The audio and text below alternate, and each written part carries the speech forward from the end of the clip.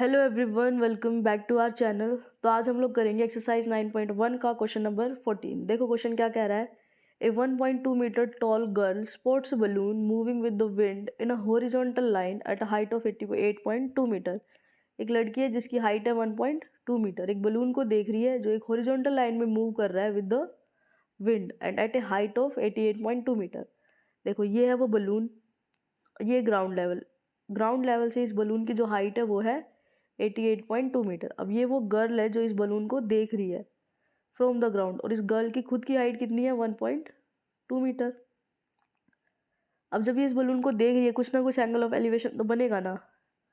The angle of elevation of the balloon from the I of the girl at any instant is 60 degree. अब इस girl की आई के respect में ये होगी हॉरिजॉन्टल लाइन और ये होगी लाइन ऑफ साइट जब वो इस बलून को देख रही है। तो पहले एंगल बन रहा है 60 डिग्री का। जब वो इस बलून को देख रही थी तो पहले कितने डिग्री का एंगल बन रहा था, 60 डिग्री का। आफ्टर सम टाइम, कुछ टाइम बाद, the angle of elevation reduces to 30 degree. कुछ टाइम बाद ये बलून यहाँ से यहाँ चला गया क्योंकि ट्रैवल कर रहा है विद द विंड। उसके बाद जो नया एंगल ऑफ एलिवेशन है वो रिड्यूस हो गया, और रिड्यूस होकर कितना हो गया 30 डिग्री। अब जो एंगल ऑफ एलिवेशन बन रहा है वो है 30 डिग्री का। आगे बोल रहा है find the distance travelled by the balloon during this interval. अब इस टाइम के दौरान जब बलून यहाँ से यहाँ आया तो इसने कितना डिस्टेंस ट्रैवल किया। मीन्स हमें ये डिस्टेंस निकालना है। ये डिस्टेंस किसके इक्वल होगा, यहाँ से यहाँ तक, ये वाला डिस्टेंस हमें फाइंड करना है। तो समझ में आया क्वेश्चन क्या कह रहा है और हमें करना क्या है। तो हमें निकालना है ये वाला डिस्टेंस। तो पहले इस फिगर को नाम दे दो ए बी, ये वाला पॉइंट सी, ये वाला डी, नीचे वाला ये हो जाएगा ई, ये F, this is G and नीचे वाला एच। ठीक है, हमें निकालना है E C. E C we have to find ये वाला डिस्टेंस। ये हमें पता है, ये कंप्लीट यहाँ से यहाँ तक 88.2 है, और यहाँ से यहाँ तक कितना होगा, गर्ल की हाइट कितनी है 1.2। तो हम बी सी कैसे निकालेंगे। बी सी होगा B D minus C D. B D कितना है 88.2 और सी डी कितना है 1.2। तो ये हो जाएगा 87 मीटर। ये हो गया 87 मीटर, ये वाला डिस्टेंस बी सी। पहले ये बड़ा वाला ट्रायंगल उठा लेते हैं, ये वाला। इन ट्रायंगल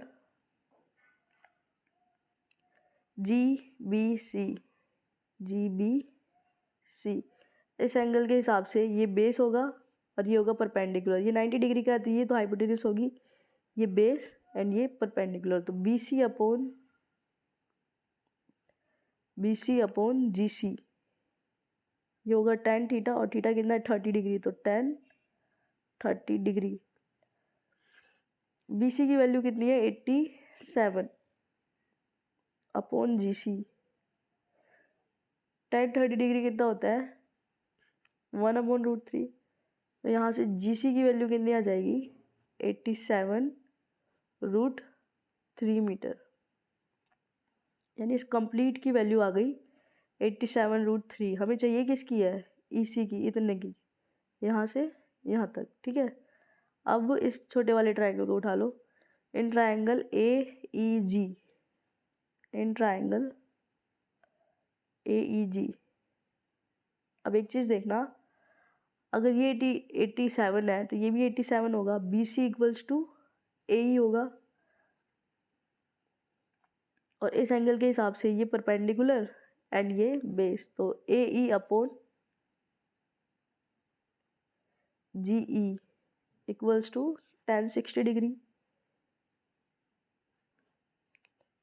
अब देखो ए ई इक्वल्स टू क्या है, बी सी कितना है 87, तो ए ई भी कितना होगा 87 अपॉन जी ई इस tan 60 डिग्री की वैल्यू होती है √3। तो यहाँ से क्या होगा √3 जी ई इक्वल्स टू 87। जब हम क्रॉस मल्टीप्लाई करेंगे तो यहाँ से जी ई की वैल्यू कितनी आएगी 87 अपॉन √3। इसको कर दो रैशनलाइज, √3 से ऊपर नीचे मल्टीप्लाई, तो ये क्या हो जाएगा 87 3/3 और ये 3 से कैंसिल हो जाएगा। 3 2 6, 3 9 27। तो जी ई की वैल्यू आ गई 29√3 मीटर। हमारे पास जी डी बी है और हमारे पास जी ई बी है। हमें चाहिए क्या है, ई सी। ई सी क्या होगा, कंप्लीट में से यानी जी सी में से जी ई को हम क्या कर देंगे, माइनस। जी सी माइनस जी ई। तो जी सी कितना आया था, 87√3। 87√3 और ये है -29√3। √3 दोनों में कॉमन आ जाएगा, अंदर क्या बचेगा, 87 माइनस 29√3। अब 17 में से 9 माइनस करो, क्या आएगा, 8। और क्या आएगा, 58√3 मीटर। यानी इसी की वैल्यू कितनी आ गई, 58√3 metre. Means distance between these two points E and C is 58√3 metre. यानी बलून ने कितना डिस्टेंस कवर किया है, 58√3 मीटर।